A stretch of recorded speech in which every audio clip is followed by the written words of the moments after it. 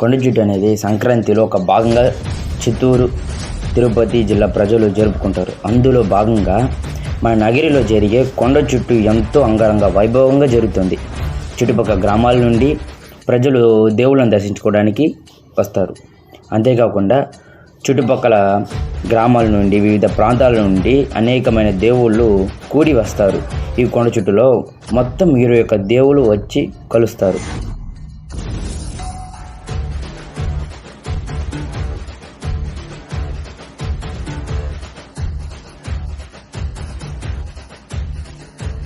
ఈ కొండ చుట్టు పండుగల్లో ఎంతోమందికి జీవనోపాధిగా ఏర్పడుతుంది. చూడండి ఎంతమందికి జీవనోపాధి కలిగిందో.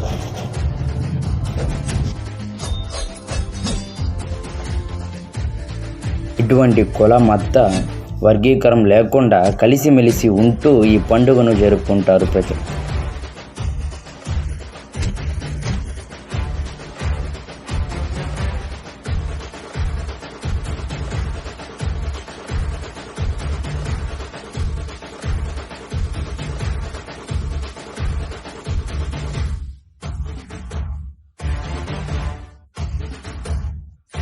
ఈ గుడిలో ఉన్న వినాయక స్వామిని దర్శించుకుంటే తమ కష్టాలను తొలగి తమ కోరికలు నెరవేరుతాయని ప్రజల నమ్మకం.